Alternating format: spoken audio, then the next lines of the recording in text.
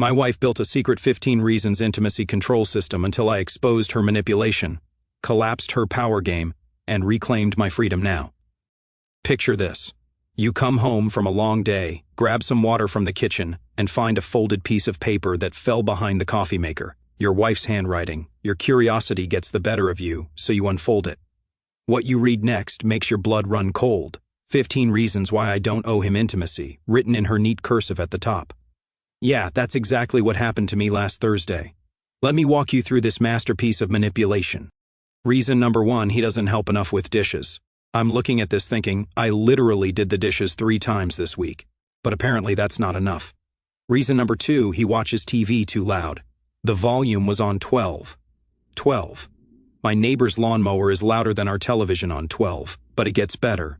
Reason number 5, he doesn't compliment my cooking enough. I complimented her lasagna just 2 days ago. I said it was delicious, but apparently 1 compliment per meal isn't sufficient. She needed multiple compliments throughout the eating process.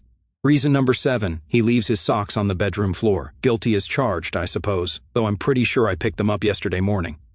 The list continued with gems like, he doesn't read my mind about what I need, and he expects intimacy without earning it. That last one really got me thinking. Since when did physical affection in a marriage become something you have to earn through a point system? When did my wife become a vending machine that only dispenses love after you insert the correct combination of chores and compliments? Here's what really struck me, though. Every single reason on this list was about something I allegedly wasn't doing enough of, or something minor I was doing that bothered her. Not one reason was about actual relationship problems. Not one mentioned communication issues or serious concerns. Just a detailed inventory of how I wasn't measuring up to her impossible standards. I sat there reading this thing 3 times, and something clicked. This wasn't really about intimacy at all. This was about control. This was her way of moving the goalposts every single time I got close to meeting her expectations. She'd created a system where I could never win, where she always had an excuse ready, where I was always the one falling short. The worst part, she'd been using these exact excuses for months. Every time I tried to be affectionate, she'd pull one of these reasons out of her back pocket. Not tonight. You left your coffee cup on the counter this morning. I'm not in the mood because you didn't notice I cleaned the bathroom. I thought these were just random complaints. Turns out she had them all written down like a script. But here's where it gets interesting. Instead of confronting her right away, I decided to conduct a little experiment. I wanted to see just how deep this rabbit hole went. I wanted to see if she'd actually use these reasons in real life, or if this list was just some kind of venting exercise she'd written and forgotten about. So, I folded the paper back up, put it exactly where I found it, and decided to pay very close attention to my wife's behavior over the next week. I wanted to see if she'd really turn our marriage into a transactional business arrangement where intimacy was the product and I was the customer who could never afford the price. What I discovered over the next 7 days absolutely blew my mind. And let me tell you, it wasn't in a good way. The next morning, I started my little investigation. I decided to keep track of every interaction, every excuse, every rejection. What I found was absolutely mind-blowing. She wasn't just using the list as a reference guide. She was following it like a religious doctrine. Friday night, I tried to put my arm around her while we watched a movie. Her response, I'm not really feeling close right now. You didn't take the trash out without me asking this week. Boom. That was reason number 11 on her list. Word for word, the trash goes out every Tuesday. I've been taking it out every Tuesday for 3 years, but apparently this week I should have anticipated that it needed to go out early because it was fuller than usual. Saturday morning, I brought her coffee in bed. A nice gesture, right? Wrong. When I leaned in for a kiss, she pulled away and said, I appreciate the coffee, but, I don't like morning intimacy when the house is messy. Reason number 4 from the list, the house wasn't even messy. There was 1 magazine on the coffee table and some mail on the kitchen counter. But here's where it got really interesting. Saturday afternoon, I spent 2 hours cleaning the entire house. Vacuumed, dusted, organized everything. The place looked like a showroom that evening when I suggested we have some alone time. Guess what happened? I'm just not in the mood tonight. You seemed frustrated while you were cleaning earlier, and that energy affects me. This wasn't even on the original list. She was improvising new reasons on the spot. The goalposts weren't just moving anymore. They were on wheels, rolling away from me every time I got close. Sunday was the real eye-opener. I decided to test something. I made breakfast, did the dishes, complimented her outfit, took out trash that didn't even need to go out yet, and even folded laundry without being asked. I was hitting every item on her list. Surely this would be different, right? That evening, I suggested we spend some intimate time together. Her response floored me. I feel like you're only being nice because you want something. It doesn't feel genuine. I'm standing there thinking, are you kidding me right now? I was damned if I did the chores, damned if I didn't do the chores, and now I'm damned for doing them too well. But the real kicker came on Monday. She was on the phone with her sister, and I overheard part of the conversation. Yeah, he's been trying really hard lately, but I just don't feel like I owe him anything just because he's doing what he should have been doing all along. There it was. The word owe, like intimacy in marriage, was some kind of debt she might consider paying if I performed enough tricks. Tuesday night was when I realized just how calculated this whole thing was. She actually mentioned to me that some wives have systems for tracking their husband's behavior before considering physical intimacy. She said it like it was the most normal thing in the world, like I was supposed to be grateful that she was even considering creating a points-based system for our marriage. Some women keep actual charts, she said, tracking things like helping with kids, doing chores without being asked, giving compliments that seem genuine. Maybe we should try something like that. She was talking about turning our marriage into a performance review where I was always the employee and she was always the supervisor. That's when I realized she wasn't just withholding intimacy, she was systematically training me to jump through hoops for basic affection. Every rejection came with a lesson about what I should be doing differently. Every excuse was designed to make me try harder next time. She was conditioning me like a lab rat. The worst part was watching how much she seemed to enjoy having this power. There was a little smile she'd get when delivering these rejections, not a mean smile, but a satisfied one, like she was pleased with how well her system was working, like she was proud of how effectively she'd turned me into someone who begged for scraps of attention from his own wife. By Wednesday, I'd documented enough evidence to prosecute a case in court. She'd used 12 of her 15 reasons, invented 3 new ones, and moved the goalposts so many times I'd lost count. But I wasn't done with my experiment yet. I wanted to see exactly how far she'd push this before I made my move. By Thursday, she'd gotten so comfortable with her system that she started going public with it. We were at her friend's house for dinner, and somehow the conversation turned to marriage dynamics. That's when she decided to share her wisdom with the world. You know what I've learned? She announced to the table.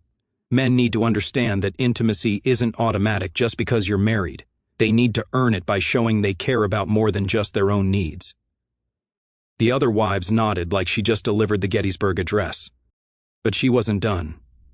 I've started being more intentional about what I expect, like, if he wants me to be in the mood, maybe he should notice when I've worked hard on dinner or help out without me having to ask or just show appreciation for the things I do. She was literally describing her list system to a room full of people, painting herself as some kind of relationship guru. Her friend asked what she meant by being more intentional, and that's when things got really interesting. Well, I've been keeping track of things that affect my willingness to be intimate. Nothing crazy, just mental notes about whether he's been contributing to the relationship or just taking from it. Mental notes, right? Like I hadn't seen her actual written list. The conversation continued with her positioning herself as the reasonable one who'd figured out how to train her husband to be more considerate. She talked about me like I was a project she was working on, a fixer-upper that was slowly improving under her guidance. The other wives were eating it up, asking for specific examples of her techniques. That weekend, she took it even further. We were at a barbecue with several couples, and she started giving unsolicited marriage advice. The key is setting clear expectations, she told the group. You can't just hope they'll figure it out, you have to make the connection, obvious, between their behavior and your responsiveness. One of the husbands asked what she meant, and she launched into this whole explanation about how wives shouldn't feel obligated to be physically affectionate when their emotional needs aren't being met. Fair enough, except she was describing a system where my emotional needs didn't factor into the equation at all. It was all about what I could do to earn her consideration. But here's what really got me. She started talking about natural consequences for inconsiderate behavior. If he leaves his stuff everywhere and doesn't notice I cleaned up after him, why would I feel romantic later? It's just natural that I wouldn't be in the mood. She was describing her rejection system like it was basic psychology, not calculated manipulation. The conversation got worse when another wife mentioned having similar issues. My wife immediately jumped into mentor mode. You have to be consistent with your boundaries. If you give in when they haven't earned it, You're just teaching them that your needs don't matter. She was literally coaching other women on how to implement her withholding system. That night in the car, she was practically glowing. I think I really helped her tonight, she said. So many women just give in and then wonder why their husbands don't appreciate them. She was proud of herself for spreading her philosophy of transactional marriage to other couples. Over the next few days, she started dropping hints about formalizing her system. Maybe we should have a conversation about expectations, she suggested, like what specific things make me feel valued and what things make me feel taken for granted. She wanted to turn her secret list into an official contract. She even mentioned reading articles about wives who keep actual scorecards for their husband's behavior. It's not about being mean, she explained. It's about creating accountability. When men see direct consequences for their actions, they learn faster. She was talking about me like I was a dog being house-trained. The breaking point came when she suggested we do a weekly review meeting. We could sit down every Sunday and discuss how the week went, what you did well, what you could improve on, and how that affected my feelings toward intimacy. She wanted to institutionalize her rejection system with formal performance evaluations. But what really pushed me over the edge was when she started talking about earning back privileges after particularly bad weeks. If you have a week where you're really inconsiderate, maybe it takes extra effort the following week to get back to baseline. She was describing a point system where I could go into negative territory and have to work my way back to zero. That's when I realized she wasn't just withholding intimacy anymore. She was redesigning our entire marriage around her ability to control my access to affection. She'd turned herself into the CEO of our relationship and me into an employee who could be written up, put on probation, or have my benefits suspended based on her evaluation of my performance. The woman who'd promised to love me in sickness and in health had appointed herself as the judge of whether I deserved love on any given day. And she was so proud of her system that she was teaching it to other wives like it was some kind of revolutionary discovery. That's when I decided it was time to have a conversation, but not the kind of conversation she was expecting. Sunday evening came and she was in the kitchen making her famous manipulative move of doing dishes loudly while sighing dramatically. Classic technique number 3 from her playbook. I walked in, leaned against the counter and said, "We need to talk." She didn't even look up. "If this is about intimacy again, I already told you I'm not feeling it tonight. You left your shoes by the front door and it just shows you don't respect our shared space." Reason number 9 from her list delivered with the precision of a trained attorney. I pulled out my phone and started reading. 15 reasons why I don't owe him intimacy. Number 1, he doesn't help enough with dishes. I kept reading, watching her face change from confident to confused to absolutely horrified. Should I continue, or do you want to explain why you've been using your secret list to manipulate our marriage? She dropped the dish she was holding. It didn't break, just clattered in the sink. You went through my personal things? That's a violation of privacy. That's reason number 16 right there. Even caught red-handed, she was trying to add to her list. I laughed. Actually laughed. Privacy? You've been broadcasting this system to everyone we know. You gave a whole presentation about it at the barbecue yesterday. You're coaching other wives on how to implement your rejection techniques, but now it's private. She tried to recover. Those were general principles. Every marriage has expectations. I was just trying to help other women understand that they don't have to settle for being taken for granted. She was doubling down, trying to make this about women's empowerment instead of marriage manipulation. Let's talk about taking things for granted. I said, when exactly did you start taking our marriage for granted? When did you decide that love and affection were something you dispensed based on my performance reviews? I was calm, but my words were cutting through her defenses like a hot knife. She got defensive. I'm not dispensing anything. I'm just not obligated to be intimate when I don't feel valued. That's basic self-respect. She was falling back on her rehearsed talking points, but you could see the panic in her eyes. Self-respect. I pulled out my phone again. Let me read you something. This is from your conversation with your sister last Monday. Yeah, he's been trying really hard lately, but I just don't feel like I owe him anything just because he's doing what he should have been doing all along. Her face went white. She hadn't realized I'd overheard that conversation. You were eavesdropping on my private phone calls now too? She was scrambling, trying to make me the villain. I was walking through my own house, I said. But here's what's interesting. You used the word owe. You've turned intimacy into a debt that you might consider paying if I perform enough tricks for you. You've turned our marriage into a transaction where you're always the seller and I'm always the buyer. She tried a different approach. Marriage is about mutual respect. When you don't show respect for me, why would I feel romantic toward you? She was still trying to frame this as reasonable relationship dynamics. That's when I delivered the knockout punch. Respect. That's interesting. Let me tell you about respect. Respect is not keeping a secret list of your partner's failures. Respect is not coaching other women on how to manipulate their husbands. Respect is not turning your marriage into a performance-based system where love is conditional on meeting impossible standards. I paused, letting that sink in. But here's what really shows me how little respect you have for me. You thought I was too stupid to figure out your system. You thought I'd just keep jumping through your hoops forever, getting more and more desperate for scraps of affection from my own wife. She was silent now, probably realizing that her whole elaborate scheme had been exposed. But I wasn't done. You want to know about earning things? You want to talk about what people owe each other? Let me share my one reason why you don't owe me intimacy. Actually, let me share my one reason why you don't owe me anything at all anymore. The kitchen was completely quiet except for the refrigerator humming. She was staring at me, waiting for me to reveal what my one reason was. But I could see in her eyes that she already knew this conversation wasn't going the way she'd planned. My one reason is simple, I said. You don't owe me intimacy because you've already shown me exactly who you are. You're someone who sees marriage as a power game where you control all the rules. You're someone who gets satisfaction from watching your husband beg for basic affection. You're someone who thinks love should be earned through chores and compliments and perfect behavior. I took a step closer. And since that's who you are, I don't want intimacy from you. I don't want anything from you because I finally understand that the woman I'm married to doesn't exist anymore. She's been replaced by someone who thinks manipulating her husband is a skill worth teaching to other women. That's when she realized that her entire system had just backfired spectacularly. The next morning, I implemented my new system. While she was getting ready for work, I calmly explained the new rules. Since you've established that marriage is transactional, and since you don't owe me intimacy, I've decided I don't owe you anything either. She stopped brushing her hair.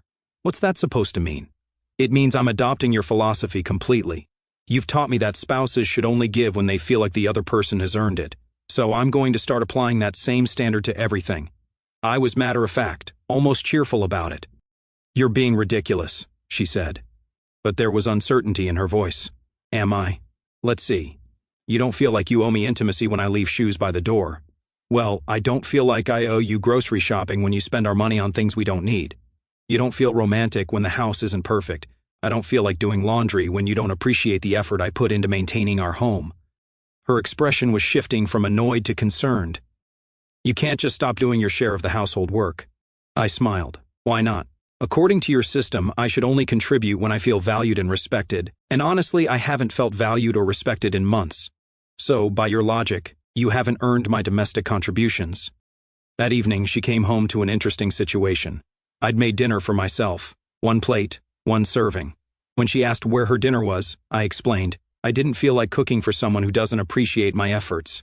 According to your teaching, I should only do things when my emotional needs are being met. She tried to argue. That's completely different.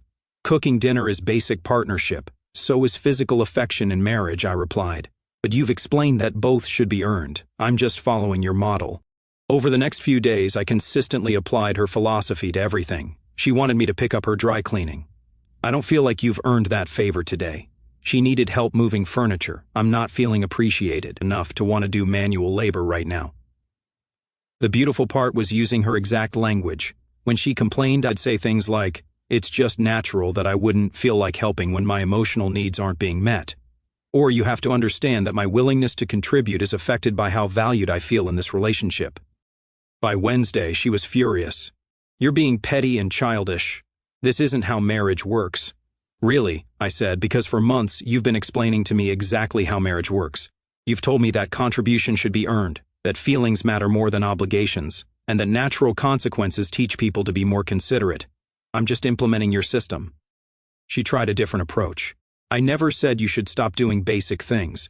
I was talking about intimacy specifically. Oh, I see. So, your needs get special protection, but mine don't. Your emotional state determines what you're willing to give, but my emotional state doesn't matter. That seems a little one-sided, don't you think? Friday night was when she really started to panic. She'd planned to go out with friends, but her car was making a weird noise. Normally, I'd have taken a look at it or driven her wherever she needed to go. Instead, I was reading a book. "Aren't you going to help me figure out what's wrong with my car?" she asked. "I don't really feel like troubleshooting automotive problems tonight," I said without looking up. "You seemed frustrated with me earlier when I didn't rinse my coffee cup thoroughly enough, and that energy affects my willingness to provide mechanical assistance." She stared at me. "You're using my words against me. I'm applying your principles consistently. Isn't that what you wanted? A husband who understands that contributions should be earned through considerate behavior."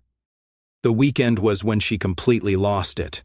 She'd invited her sister over for brunch on Sunday, but Saturday night she realized she hadn't prepared anything. She asked me to run to the store for groceries.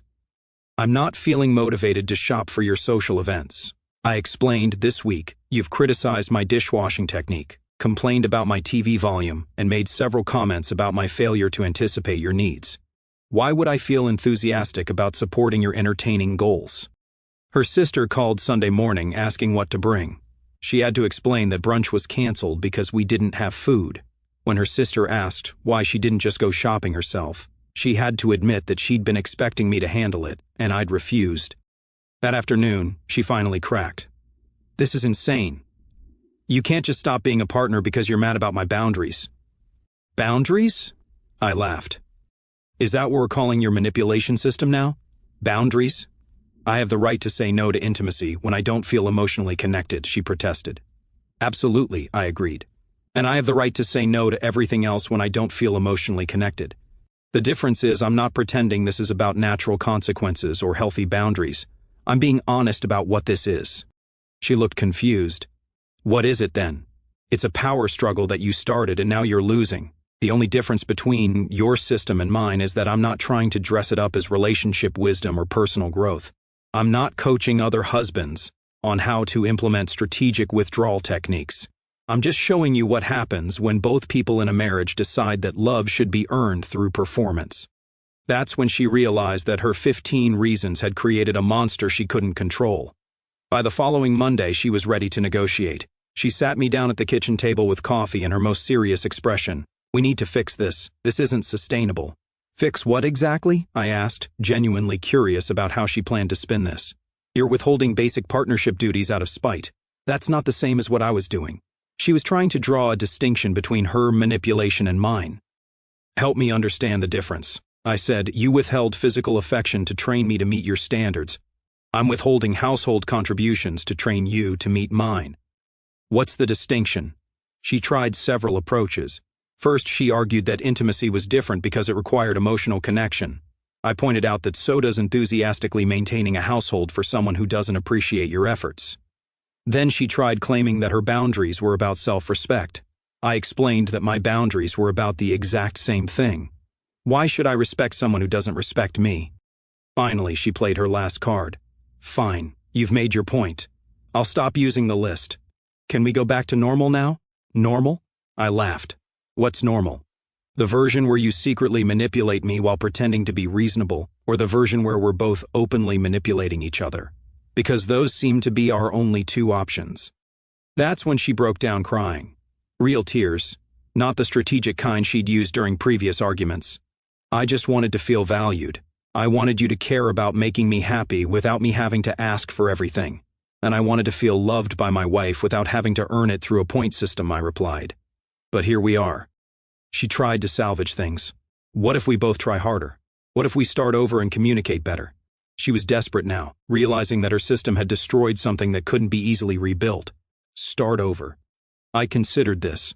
"Okay, let's start over. Here's what starting over looks like for me. You're going to have to earn back my trust. You're going to have to prove that you can love me without conditions. You're going to have to show me that you're capable of being a partner instead of a supervisor." Her face lit up. She thought I was agreeing to reconciliation.